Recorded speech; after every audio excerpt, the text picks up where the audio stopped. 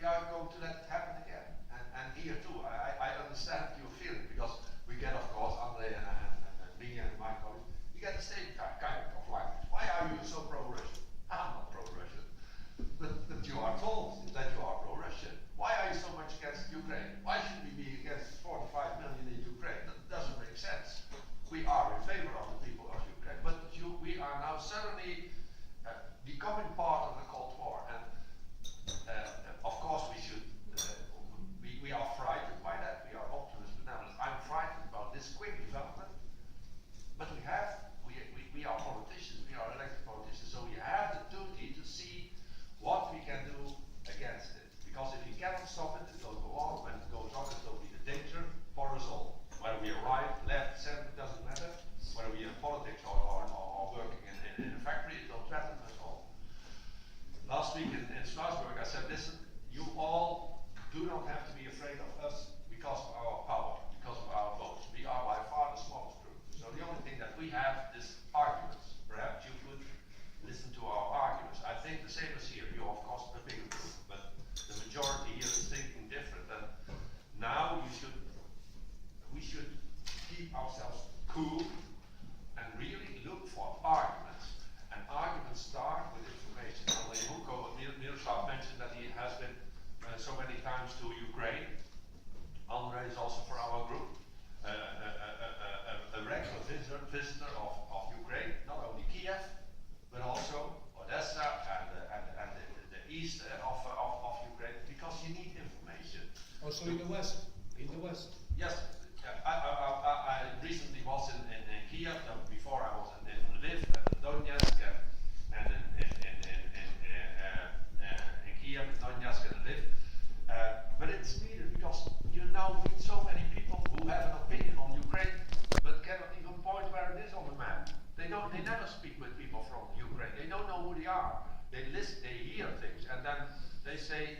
Then they have all kinds of ideas that are important in their brains. But let me tell you, our visits, and I think Miroslav can second that.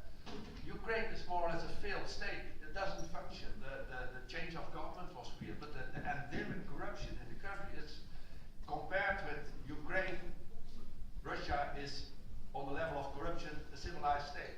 And I tell you, Russia is not a civilized state, but in Ukraine, it's far worse. The Verkhovna Rada, it's a fighting arena. Even when there is nothing to discuss, they fight with each other. Nobody listens to each other. I was there recently, the Prime Minister delivered a speech, everybody was talking. Then the questions came from the Verkhovna Rada, and the Prime Minister took his mobile phone. Nobody is communicating there. We also have to realize that Ukraine is not a monolithic country. There are big differences, in my opinion, between the president and the prime minister.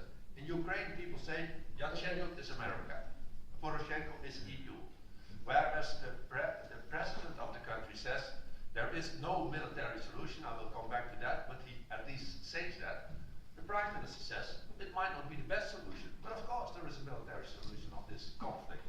When a prime minister says these things, that I really get frightened. And when I spoke with both of them, I confronted them. Sorry, you are not saying the same things.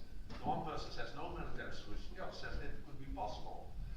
Then we have to see, so that it's not a monolithic block. We have also to see this country. It's so huge, but it's so different. If you are in Lviv, they speak about these Russians there in the east. If you are in the east, they speak about these Poles on the other side of the country. We have told ourselves that Ukraine is a united country, but it is not. It's a combination of parts that have been put together, never voluntarily decided by those who live there, but it's a decision that is taken by others. So we should go and look for the facts also for this war that's going on, because the Ukrainian government says there is no civil war. Russia is invading us and fighting us. In the east, people say, listen, it's our country, but this government is not our government. And why, if Kiev wants us to be part of this country, why is it shelling us? Of course, what happened in Mariupol is horrible, to shell civilians, over 20 people killed. But there are also regular bombardments rebels are not going to bomb themselves. So there is no level of stupidity that would explain that. If you go to Donetsk, that used to be a normal, ugly Eastern European city, it's now in shambles. The airport is horrible. So, in the East they say, why is this government that wants us to be in doing everything to kill us? We need information about what the Russians are doing. Of course, the Russians deny everything. I met them on a very regular basis. I spoke in the past half year 5 times with the chairperson, with the president of the State Duma. No Russians there. Okay, if you believe it, you can win a bicycle. We say that in the Netherlands. But it's not only Russia who is messing around there. It's also the United States. When we had our vote last week to decide on the spreading of the voting rights, it was the Spanish, the American ambassador in Spain, who was calling all the members of the Spanish delegation, vote against the Russians. What is this United States ambassador doing, messing around with our assembly? And Polish. I got phone calls, of course, from the Ukrainian ambassador. All ambassadors are involved. They make a mess out of this. So we have to try to give the real information to the citizens of. I have to stop that. To the citizens. That is something that you can do. That is something that we can do, because it starts with the information. If you don't know what's going on, you will believe anything that they tell you, and that is what the left could do.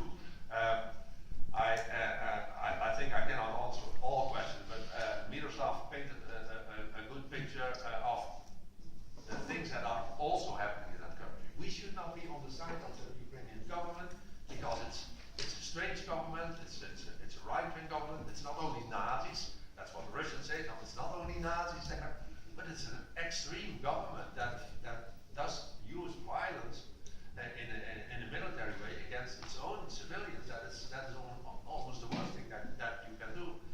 And do not believe the Russians, but stay in contact with the Russians.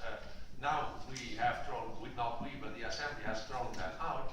I spoke already with the Speaker of the State Duma that will come back to Moscow, not to say you're doing a great job, because Russia is not doing a great job. Russia is also not implementing the Minsk agreement. But if we do not speak with Russians, if politicians stop to speak and the cannons start to talk, that's something that we are all aware of.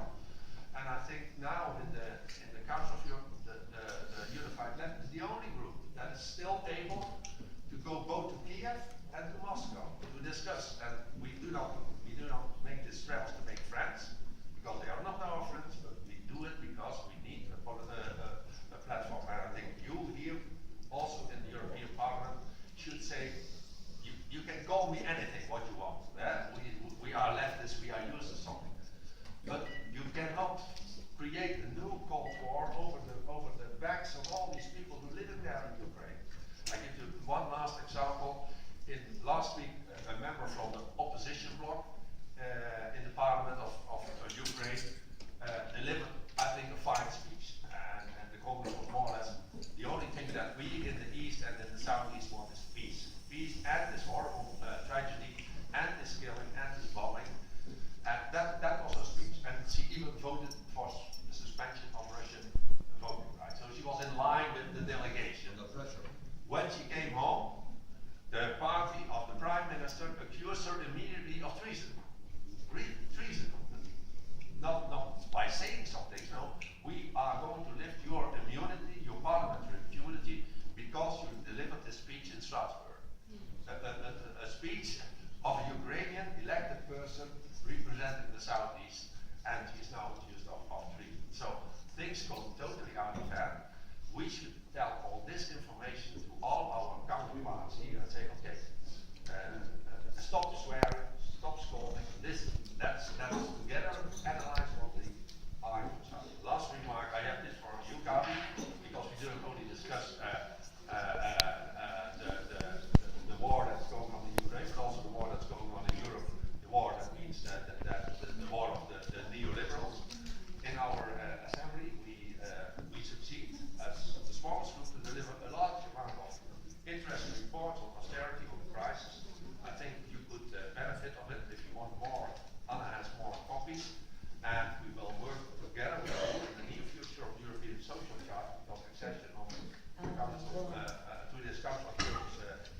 beautiful